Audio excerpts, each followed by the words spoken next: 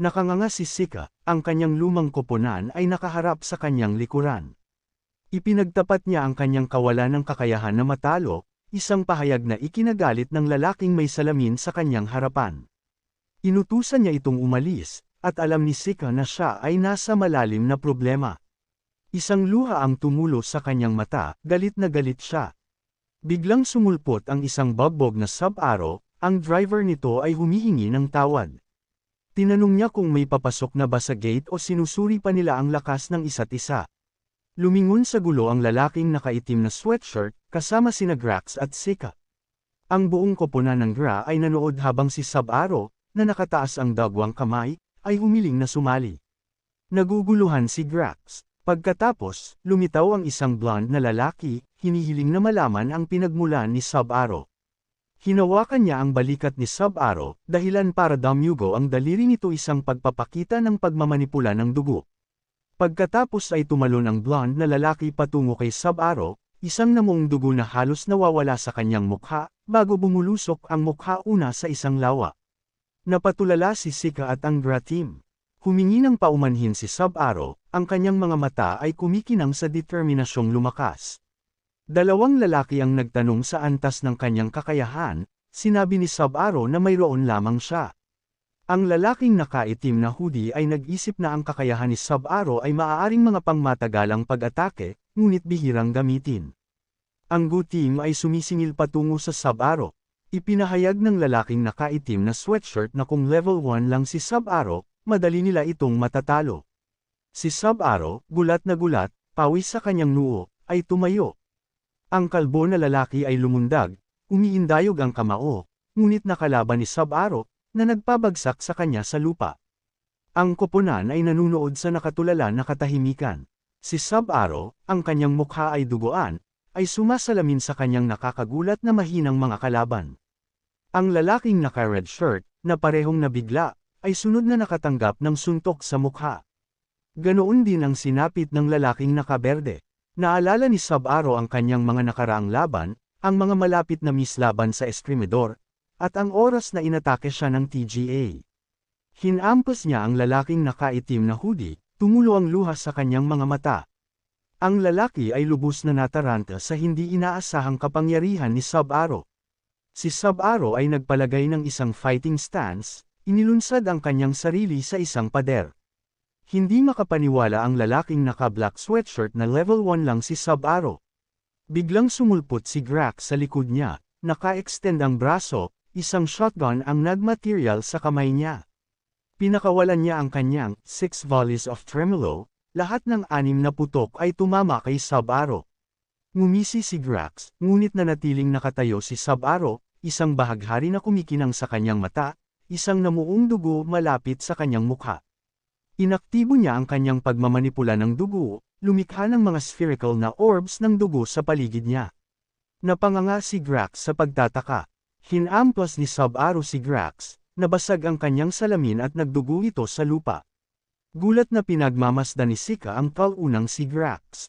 Si Sub-Aro, na napansin ang kanyang maruming damit, ay bumantong hininga sa gulo. Si Sika ay hindi makapaniwala, siya ay nag-iisang nilipol ang buong koponan. Kung siya ay talagang isang antas lamang, ang kanyang potensyal ay hindi kapani-paniwalang mataas malayo sa tanso o pilak, iniisip niya.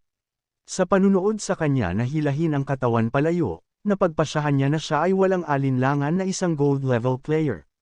Napaupo si Sika sa pag-iisip, napansin ang nawawalang itim na sweatshirt mula sa nahulog na kalaban. Sub-Aro, napagtanto niyang napabuntong hininga, ay may suot na kapareho. Nakatayo at nakatingin kay Sub-Aro malapit sa pulang pinto, hindi siya makapaniwalang ninakaw niya ito, ngumiti si Sub-Aro sa kanya bago yumuko para hawakan ang pinto. Nakatingin si Sika, nanlalaki ang mata, habang naglalakad siya. Nanatili siya sa nahulog na koponan ng Gra, lubos na nalilito. Biglang sumisigaw, napagtanto niyang si Sub-Aro ay lumitaw sa isang kakaiba, hindi pantay na berdeng field ang Caracal Canyon. Isang paunawa ang lumitaw, ito ay isang sona sa kabila ng tarangkahan, isang mapanganib na lugar na tinitirhan ng makapangyarihang mga nilalang, ngunit napakaganda.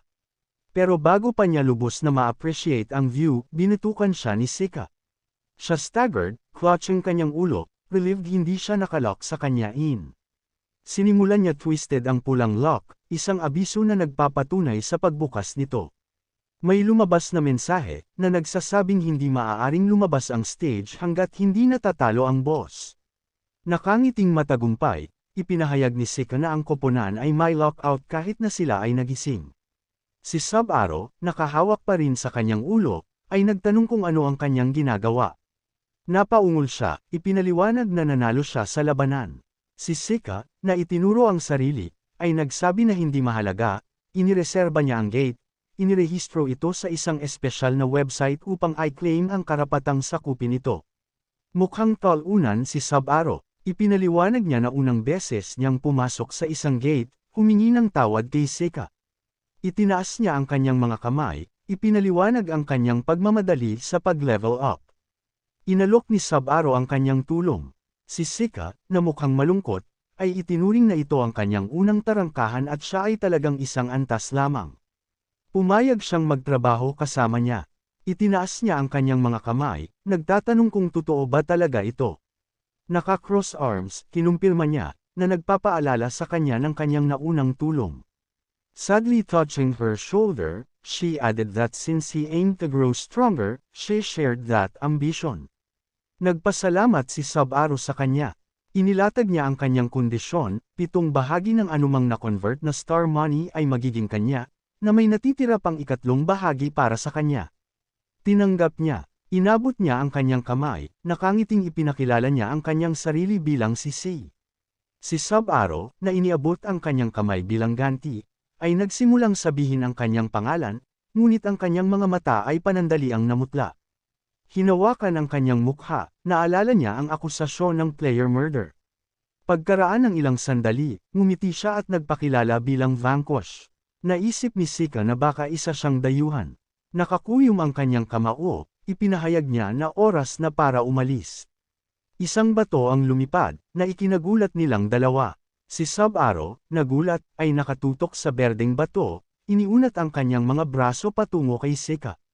Sinigawan ni Sub-Zero ang pangalan ni C. Ginamit niya ang kanyang pagmamanipula, ang kanyang kamao ay kumukonekta sa bato. Sa mabilis at pagsasanay na mga galaw, siya ay hamampas ng ilan pang mga bato, ang kanyang ekspresyon ay seryoso. Masyado kaming nag-uusap, sabi niya, nandito na kami. Biglang nagmaterialize ang isang pakete ng kobolds at goblins. Si Sika, na nagulat sa laki ng kawan, ay ngumiti at sinabi kay Sub-Zero na iwan sila sa kanya. May nakitang marka sa paa niya. Tumakbo siya patungo sa goblins, nag-iwan ng pink na trail sa kanyang likuran. Ang mga manlalaro lamang ang makakalaban sa mga hindi makamundong nilalang dahil sa kanilang napakataas na pisikal na kakayahan, mga reflexes na lumalampas sa mga biological na limitasyon, at, higit sa lahat, ang kanilang mga kasanayan. Nagningning sa lakas ang kamao ni Sika. Nakangiting sinabi niya sa isang goblin, hayaan mong ipakita ko sa iyo ang isang panaginip, bago ito sinuntok sa mukha. Nagdilim ang mga mata nito, at napaluhod. Nakanganga si Sub-Zero. Si Sika, nakangiti pa rin, ay muling sinuntok ng enerhiya ang kanyang kamao, mabilis na hinampas ang 4 na halimaw, na nag-iwan lamang ng blur sa kanyang gising. Natalo niya sila ng walang kahirap-hirap. Nakakuyom ang kanyang kamao, lumingon siya kay Sub-Zero, na nakatitig sa kanya ng nanlalaki ang mga mata. Akala niya ay hindi kapani-paniwalang malakas ang babae, na tinatalo ang napakaraming halimaw sa isang suntok. Nagngangalit ang kanyang mga ngipin, tinanong niya kung kumusta siya. Sa pag-aakalang nakikipaglaban at nakangiti, ipinaliwanag niya ang kanyang kakayahan, anumang tamaan na kaaway ay agad na nawalan ng malay. Tinawag niya itong instant vacuum, inamin na hindi ito perpekto para sa pangmatagalang labanan, ngunit perpekto para sa malapit na quarter. Isang bagong sangkawan ng mga halimaw ang lumitaw. Natarante si Sika sa biglaang pagbabalik nila. Nagulat si Sub-Zero. Instant vacuum, naisip ni Sub-Zero, nakakatok ang mga kaaway na nawalan ng malay sa loob ng 3 segundo, hanggang 3 antas sa itaas niya. Sa 3 segundong iyon, papatayin mo sila o tatakbo. Si Sika, na nanlalaki ang mga mata, ay humingi ng tulong, ngunit si Sub-Zero ay nanatili sa kanyang kinaroroonan, na sinabihan na hayaan siyang hawakan ito. Itinaas niya ang kanyang kamay, binuka ang kanyang bibig para magsalita, si Sika ay sumisigaw mula sa malayo, ang kanyang isip ay tumatakbo sa mga iniisip ng paparating na panganib. Ibinuko ni Sub-Aro ang kanyang bibig, napagtanto na ang kanyang kakayahan ay may ibang time frame kaysa sa kanyang pagmamanipula ng dugo. Pinagmamasdan niya kung paano siya dinudumog ng mga halimaw, nauunawaan niya na ang malayong distansya at ang dami ng mga kalaban ay naging imposible na gamitin ang kanyang mga talam ng epektibo. Naka-cross arms, lumilipat ang kanyang mga mata sa berde at purple, naghanda si Sub-Aro na subukan ang kanyang pagmamanipula ng dugo. Napapaligiran ng isang grupo ng mga goblins at lobo, napasigaw si Sika sa takot, na humihingi ng tulong kay Vanquish. Pinagsalikop ni Vanquish ang kanyang mga kamay, pinaandar ang kanyang spell ng pagmamanipula ng dugo. Duguan ang mga lubod na umabot mula sa kanyang mga kamay habang tinutulak niya ang mga ito pasulong, na tina-target ang mga goblins. Isang goblin, nakatatapos lang hampasin ng batuta si Sika, ay napalingon sa gulat ng may dagwang lubod na nakabalot sa ulo nito. Nagtataka si Sika habang, sa isang iglap, lahat ng halimaw na nakapaligid sa kanya ay nabitag sa mga dagwang laso sa kanilang leeg. Nakipaglaban sila sa kanilang mga tali. Nakaawang ang bibig sa gulat, tinanong ni Sika kung ano ang nangyayari. Si Vanquish, na nababalot ng maraming kulay na aura, ay kinuyam ang kanyang kanang kamay, hinayla ang dagwang mga lubod patungo sa kanyang sarili. Nabuo ang tensyon habang pinipigilan niya ang mga linya gamit ang kabilang kamay niya. Sa isang matalim na paghila, hinatak niya sa gilid, ang tunog ng kanyang boto na lumalangit-ngit sa ilalim ng presyon habang siya ay nagmamanyobra. Nagtataka si Sika habang lumilipad ang mga paa ng mga halimaw sa hangin. Sa isang matalim na haltak, pinalipad silang lahat ni Vanquish, at hindi maiwasan ni Sika na mamangha sa panuurin. Ilang sandali pa, ang mga halimaw ay bumagsak sa lupa, ang kanilang mga walang buhay na katawan ay nakahandusay na may mga labi ng dugo sa mga kamay ni Vanquish. Ang kanilang mga leeg ay kulay lila na ngayon. Natuwa si Vanquish, na nagliliwanag ng maliwanag habang inaabisuhan siya ng sistem ng maraming pagtaas ng antas. Ang kanyang antas ay tumaas sa 4, at ang kanyang kakayahan sa pagmamanipula ng dugo ay umabant sa ikalawang antas, na ang tagal nito ay umaabot mula 10 hanggang 15 segundo. Sa sorpresa at galit, inilagay ni Vanquish ang kanyang kamay sa kanyang puso, nakangiti ng malawak. Itinaas niya ang kanyang t-shirt at ibinulalas na gumaling na ang mga sugat na dulot ng TGA, na ipinagdiriwang ang kanyang bagong lakas. Nakaramdam ng lakas si Vanquish, ganap na naibalik ang kanyang HP at MP, kumikinang sa makulay na mga kulay. Napangiti siya, natutuwa sa sensasyon ng pag-level up sa backdrop ng nasusunog na mga halimaw. Sumugod si Sika sa kanya, bakas sa boses nito ang pananabik habang sinisigaw ang pangalan nito. Sagot ni Vanquish, nagulat nang makitang naglalaho ang mga halimaw. Iniisip ni Sika kung anong klaseng tao siya, na kayang pabagsakin ang lahat ng halimaw na iyon sa isang suntok. May sigasig, pinuri ni Vanquish si Sika sa kanyang kahangahangang husay. Pinaikot-ikot niya ang kanyang daliri sa kanyang templo sa hindi makapaniwala, nagtatanong kung seryoso siya.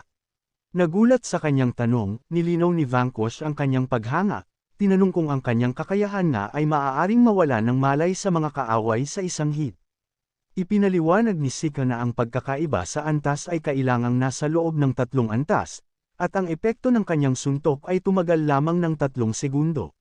Sa pagbibilang sa kanyang mga daliri, si Vanquish, na nagbabadya ng pananabik sa kanyang mukha, ay nag-hypothesize na kung gagamitin ni Sika ang kanyang kakayahan tuwing 3 segundo sa isang one-on-one na laban, maaari siyang manalo. Si Sika, na malalim ang iniisip, ay nagdikit ang kanyang mga ngipin.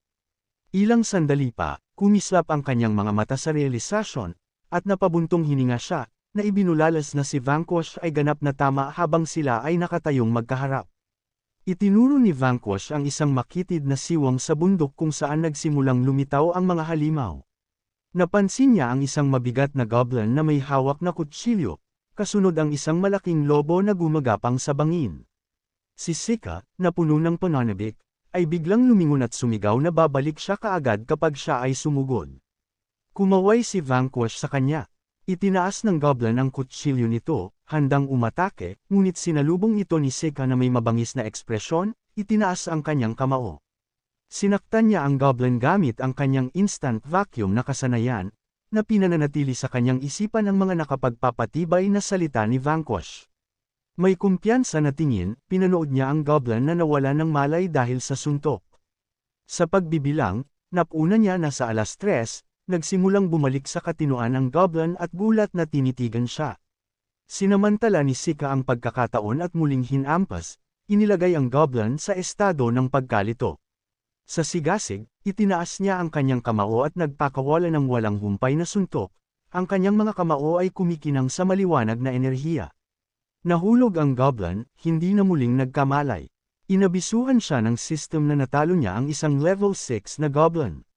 Sa sobrang saya, tumulo ang luha sa mga mata ni Sika nang mapagtanto niya kung gaano kadali para sa kanya na hawakan ang mga halimaw. Sa pagtingin sa mga natakot na nilalang sa paligid niya, itinaas niya ang 2 kamay ng mataas at ipinahayag na magpapatuloy siya sa pakikipaglaban sa parehong espiritu. Mula sa burol, napagmasdan ni Vanquish ang eksena at sumigaw na hindi na kailangang mag-alala tungkol kay Sika. Napapikit si Vanquish, lumilipat ang kanyang tingin sa gilid habang masayang hinampas ni Sika ang lobo pataas sa pamamagitan ng pag-atake ng AoE.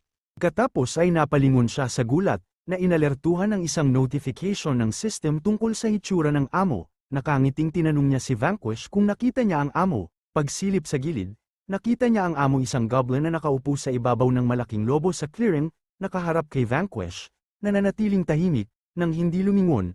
Tumawag si Vanquish para hindi maabala si Sika. Ipinakita ng system ang level ng boss, Goblin Chief, 17 Latvian Lats, sa itaas ng lobo, isa pang abiso ang lumitaw, Large Cob, 12 Latvian Lats. Matinding nagningning ang mga mata nito, kumpiyansa na ipinahayag ni Vanquish na hahawakan niya ang mga ito. Nagtama ang mga mata ni Vanquish at ng mga halimaw, isang tahimik na standoff, ngumisi ang goblin, nag-aapoy sa galit ang mga mata ng kobold, sa mga mata ni Vanquish. Gayunpaman, walang takot tanging hindi natitinag na pagtitiwala. Ang Vanquish, na nagninangas na may maraming kulay na aura ng kobold, goblin na pula, at puti, ay nagpakawala ng isang napakalaking pagsabog. Si Sika, natigilan, ay tinakpan ang kanyang mukha mula sa lumilipad na mga labi, na nagpupumilit na maunawaan ang eksena. Pagtaas ng kanyang ulo, nasaksihan niya si Vanquish at ang mga halimaw. Ang kanilang mga aura ay kumikinang ng matindi, pinupunit ang mga tipak mula sa lupa sa isang nakakabinging dagandong. Si Kobo ay sumugod kay Vanquish, na may kumpiyansa na sinalubong ang pag-atake, na lumilipad ang mga kamao. Isang galit na palitan ng suntok ang naganap. Mula sa ibabaw ng kanyang lobo, ang duwende ay nag-knock ng isang arrow, ang sistema na nagpapahayag ng kahulugan ng kasanayan. Si Vanquish, nang makita ang duwende na naghahanda sa pagpapaputok, napagtanto na ito ay malamang na isang kasanayan. Ang arrow, na kumikinang na berde, ay dumami sa isang dosina, isang volley ng level 2 arrow na umaagos patungo sa kanya. Nagngangalit ang kanyang mga ngipin, tinakpan ni Vanquish ang kanyang sarili sa isang proteksyon na globo ng dugo, nagulat nang tumama ang mga palaso.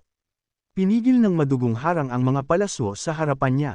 Tumitig siya, tuwang-tuwa, sa mga palasong halos tumusok sa kanya.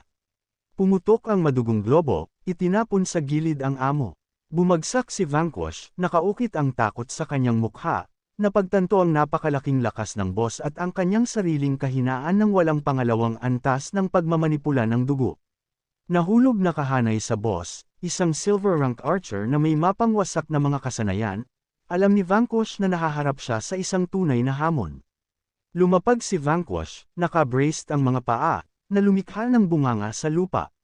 Nanood si Sika, kinikilala ang bigat ng laban, ang pagkakaiba ng antas ay napakalaki para sa kanya upang mabisang makialam. Inihayag ng system ang mga antas ng mga mandirigma, Goblin Chief, level 17, Large Kobold, level 12, at Sika, level 8. Isang lobo ang sumugod kay Sika, ngunit agad itong gumanti, pinatumba ito sa isang suntok. Malaking kobold ang nakatayo malapit sa bangin. Kailangan muna nating harapin ang boss, deklaryo ni Sika, matatag ang kanyang desisyon. Si Vanquish, ang kanyang mga mata ay hindi natitinag, ibinuka ang kanyang mga braso, pinahiran ng dugo ang kanyang mga kamay. Lumitaw ang mga linya sa kanyang likuran, at sa isang mabilis na paggalaw, inilunsad niya ang mga madugong arrow patungo sa kobold. Inaasahan ang pag-atake, si Cobalt ay natigilan, pagkatapos ay lumundag ng hindi kapani-paniwalang bilis, na iniiwasan ang mga projectiles. Kaagad, si Cobalt ay nasa eroplano, na nagpuntirya sa ulo ni Vanquish. Naalarma na tumungala si Vanquish nang magpakawala si Goblin ng isa pang volley ng mga arrow mula sa kanyang husay. Ang mga arrow ay hindi kapani-paniwalang mabilis. Ang talunin, pilit, lumikha ng madugong mga kalasag habang siya ay tumatakbo, ang mga palaso ay tumatagos. Gumanti siya ng mga madugong projectiles mula sa kanyang mga kamay, ngunit si Cobalt, na may makapigil hiningang liksi, ay nakaiwas sa pag-atake. Hindi ito gumagana. Frustration na sigaw ni Vanquish. Lumingon si Cobalt, ang mga mata niya kay Vanquish. Napagtanto ni Vanquish ang susi sa lakas ni Cobalt, ang kanyang pambihirang pag-iwas at kadaliang mapakilos sa malapitang pakikipaglaban. Si Goblin ay agresibong iginuhit ang kanyang pana, at tinasa ni Vanquish ang lakas ng Goblin Chief at pangmatagalang kasanayan sa pag-archery. Anong klaseng grasya ang taglay niya? Nag-isip si Vanquish na kinikilala ang potensyal na magbigkis sa mga kalaban gamit ang madugong mga lubad. Nakita ng system ang pag-activate ng kasanayan. Nakita ni Vanquish ang kanyang takot, ang abiso at alam niyang kailangan niya ng isang malakas na kalasag sa pagtatanggol. Binawi ni Goblin ang bowstring na activate ang Perforation Level 3. Isang napakalaking arrow na sumusunod sa isang asul na aura na bumaril sa hindi kapani-paniwalang bilis. Si Vanquish, nagulat, ay nanood habang ang palaso ay tumusok sa kanyang balikat ng may kakilakilabot na bilis, na lumikha ng nakangangaan na sugat na nagbunyag kay Goblin. Bumuhos ang dugo mula sa sugat, at napaungol si Vanquish sa sakit. Napagtanto niya na ito ay isa pang kasanayan, at ang kanyang kalasag sa dugo ay walang silbi laban sa napakataas na lakas ng pagtagus. Kinagat niya ang kanyang mga ngipin, tinakpan ang sugat, at naghinala na ang arrow barrage ay isang distraction lamang. Lumuhod sa harap ng amo, itinuring ni Vanquish na ito ang kanyang huling paraan. Umupo siya, hawak ang kanyang sugat, desperadong naghahanap ng solusyon. Kinakabahan siya habang pinagmamasdan si Goblin na kumukuha ng isa pang palaso. Pagkatapos, sa hindi inaasahang pagkakataon, lumitaw si Sika, hinampas ang amo sa mukha. Napanganga si Vanquish, nagulat, sinisigaw ang kanyang pangalan. Si Sika, na may mabangis na ekspresyon, ay pinakawala ng kanyang instant vacuum na kasanayan. Si Vanquish ay namangha, naisip niya na ang kasanayan ay gumagana lamang sa loob ng 3 antas na pagkakaiba. Bumagsak si Cobalt sa lupa. Si Vanquish, nalilito, nagtaka kung bakit nahimete si Cobalt. Pagtingin sa bangin, napagtanto niyang ganap na nawalan ng kakayahan si Sika sa mga kalaban doon. Si Sika, nagulat, ay nakita ang kanyang level na tumalon sa siyam. Nakuha niya ang isang level. Malaking Cobalt, level 12, ang nakahiga na walang malay. Matapos ipahayag ang natitirang 3 segundo, sinaktan muli ni Sika si Cobalt, na nagpalawak ng pagkawala ng malay. Inilunsad ni Goblin Chief ang sarili sa ere, nag-charge ng isang putok patungo sa nagulat na Vanquish at Sika. Sumigaw si Sika, natatakot na matalo. Nagpasalamat si Vanquish kay Sika, pagkatapos ay tumayo, bumalik ang kanyang maraming kulay na aura, namumuo ang mga linya ng dugo sa kanyang kamay. Sa pamamagitan ng isang sweep ng kanyang braso, itinuro ni Vanquish ang mga dagwang lubad kay Cobalt, na nagbubuklod sa kanyang bibig.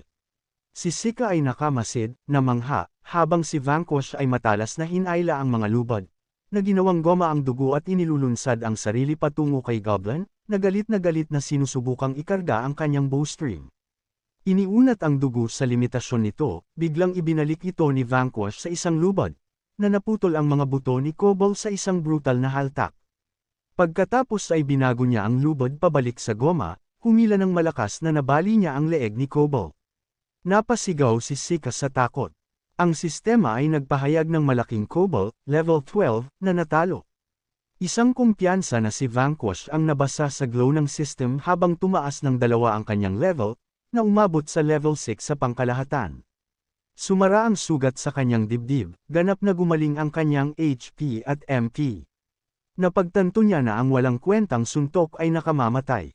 Maingat niyang ibinaba ang kanyang mga mata, nakilala ang pagkakatulad ng kasanayan sa pagmamanipula ng dugo ni TGA.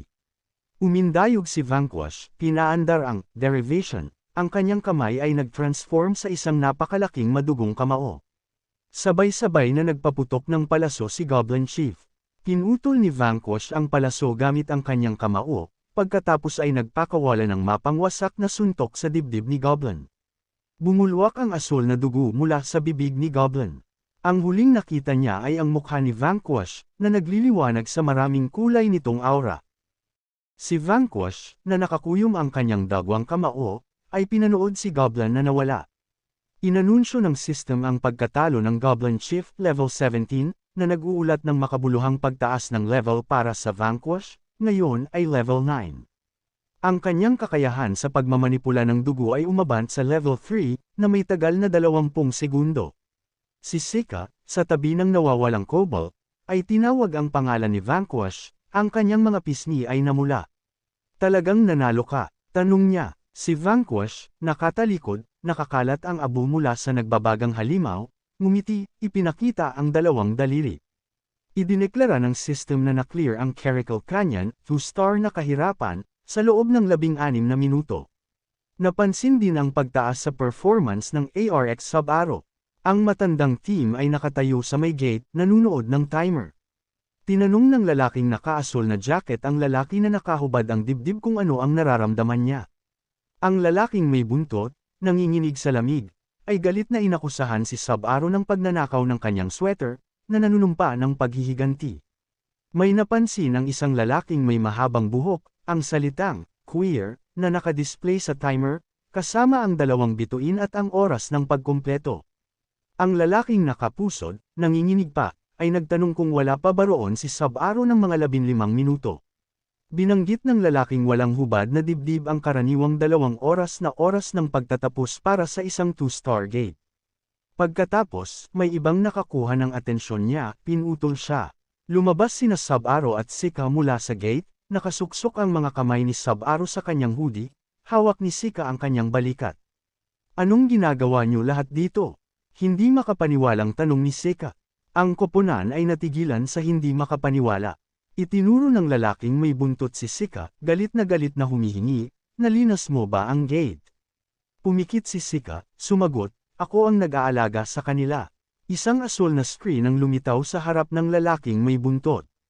He protested, huwag kang magsinungaling sa akin. Lumitaw ang mga asul na screen sa harap ni Sika at Sub-Aro, at sa lalong madaling panahon, ang buong koponan. May lumabas na notification, hirap, 2 bituin. Nakumpirma ang pagkumpleto ng Caracal Gorge. Natitirang oras, 3 oras, 11 minuto, 46 segundo. Ang pangalawang notification, na ilipat ang natitirang oras sa Celestial Clock. Isang napakalaking Celestial Clock ang lumitaw sa kalangitan, na nagpapakita ng day 286, at nagsimulang magbago ang oras, na nagpapakita ng bagong oras, 22 oras, 34 na minuto, 57 segundo. Tumitig si Sub-Aro, nanlaki ang mga mata. Ang Celestial Clock, bulong niya. Ang Celestial Clock, na nakikita sa buong mundo, ay nakabitin sa ibabaw ng lungsod, isang napakalaking gate. Kapag umabot sa 0 ang timer, malamang na mawawasak ang mundo. Ang tanging paraan upang aipos ang orasan ay upang masakop ang mga gate, ilipat ang natitirang oras sa kanila. Si Sub-Aro ay patuloy na tumitig sa itaas, pinag-iisipan ng walang humpay na pakikibaka ng mga manlalaro. Nakanganga ang lalaking may buntot, hindi makapaniwalang nagtagumpay sila. Alam niya na ang inirekomendang level para sa isang 2-star gate ay higit sa 10, ngunit isang level 1 at isang level 8 ang nakayanan ito ng magkasama. Awkward na lumapit si Sub-Aro sa lalaking nakahubad ang dibdib, nag-alok ng paumanhin at ang kanyang itim na sweater. Bago makapag-alok ng kabayaran si Sub-Aro, iwinagayway ng lalaki ang kanyang mga braso, na mariing tinanggihan ang anuman. Tinapik ng lalaking may mahabang buhok ang lalaki na may nakapusod sa balikat, na nagpapaalala sa kanya ng kanyang naunang pagbabanta na papatayin si Sub-Aro sa kanilang susunod na pagkikita. Ibinasura ng lalaking walang sando ang pag-angkin ng mahabang buhok na lalaki bilang isang biro, tinatanggihan na siya ay nagsabi ng ganoong bagay. Ang lalaking may buntot ay nagpahayag na ang lahat ay maayos at pinaalis ang kanyang koponan.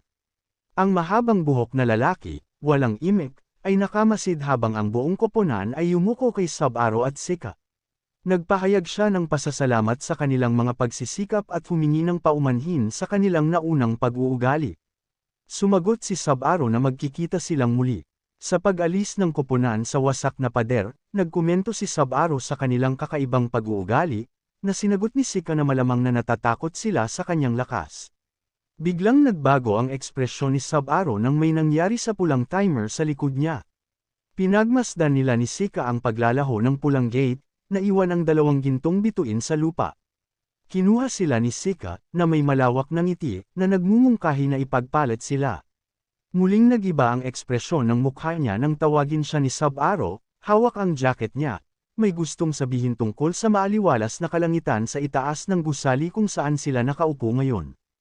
Ipinatong ni Sika ang kanyang pisngi sa kanyang kamay, tinanong kung gusto niyang ipagpalit niya ang mga bituin sa kanyang pangalan, na nagpapaalala sa kanya ng kanilang 7-3 split agreement. Tinitigan ni Sub-Zero ang kanyang inumin, namumula ang kanyang pisngi na kulay rosas. Inulit ni Sika ang kanyang tanong. Napatingin siya sa puting salamin, na mangha sa lamig nito. Naikuyong niya ang kanyang mga kamao, nakapikit, nagmuni-muni sa pagsakop sa gate at pagbalik sa kafe. Biglang nanlaki ang mata niya. Nagtanong muli si Sika kung ano ang gagawin nila sa pera. Iminungkahi ni Sub-Zero na hatiin nila ang mga reward mamaya. Si Sika, nakasandaw sa kanyang upuan, ay hinimok siyang makinig. Hindi ba Vanquish ang tunay mong pangalan? Tanong niya, dahilan para mabulunan si Sub-Zero sa kanyang kape. Ipinaliwanag niya na malamang na pumili siya ng pseudonym para itago ang kanyang mga aktibidad sa pag-atake sa gate, lalo na kung isa sa alang-alang ang kanyang level 1 na status at nakakagulat na lakas. Nang makita ang kanyang pagkabalisa, malumanay niyang tinanong, sino ka? Nagsimula siyang magsalita, ngunit tumalon si Sika, na ibinulalas na hindi siya sinisisi. Tumulo ang tubig sa mukha ni Sub-Zero. Ipinaliwanag niya na sa kanilang labanan, nalaman niyang mabuti itong tao, at iniligtas niya ang kanyang buhay. Iminungkahi niya na ipagpatuloy nila ang pagsakop sa mga gate ng magkasama. With her hand on her chest, she asked, "Can we be comrades?" Nahihiya, tumingin siya sa malayo, nag-aalok ng kanyang tulong kung kinakailangan, inamin na maaaring hindi ito ang pinaka-maaasahang alok. Nanlaki ang mga mata ni Sub-Zero sa pagkagulat, ang mga flashback ay bumabaha sa kanyang isipan ng kanyang nakaraang pagpapahirap, ang kanyang pagkakasuspinde sa isang web, at ang mga nanunood na kumukuha ng mga larawan. Natigilan siya nang may tumawag sa kanya ng kasama. Isang matamis na ngiti ang sumili sa kanyang labi habang nakatingin sa kanyang kape, pagkatapos ay kay Sika, nakasandal sa mesa. Maraming salamat, aniya, na kinikilalang niligtas din siya nito. Ipinahayag niya ang kanyang kaligayahan sa pag-asang makipag-away sa tabi niya. Nakaupo siya, nalilito sa pag-iisip. Ang mga larawan mula sa kanyang nakaraan ay kumikislap sa likuran niya. Ang pangalan ko ay ARX Sub-Zero, aniya, na nangangakong ipapaliwanag ang mga pangyayari sa nakalipas na 2 araw. Ang araw ay lumubog sa ilalim ng abot tanaw. Agad siyang binalingan ni Sika ng mga tanong tungkol sa Rainbow Doors, Vanquish, at sa maling akusasyon sa pagpatay. Umupo siya sa tapat niya, napakamot ng ulo. Nagkomento sa kanyang hindi inaasahang mahirap na mga pangyayari, inamin ni Sub-Zero na nalilito pa rin siya sa kanyang sarili. Then, Sika dropped a bombshell, "So, ikaw ang kuya ni Eric TGA?" Kapansin-pansing ibinuka ni Sika ang kanyang mga kamay. Napabulalas, kaya kinuha ng taong ito ang kanyang pinto, at naging gold rank, ipinahayag niya na hindi niya ito patatawarin. Nilinaw ni Sub-Zero na hindi sila magkapatid, ngunit mas pinilit ni Sika. So gusto mong lumakas para patayin si TGA? Si Sub-Zero, napakamot sa kanyang ulo at nakangiti ng mapang-akit, inamin na ang kanyang buhay ay nasa linya. Nakatingin sa kawalan si Sika, napangiwi siya sa susunod niyang komento, mayroon akong 3 kapatid na babae, lahat ng mga manlalaro.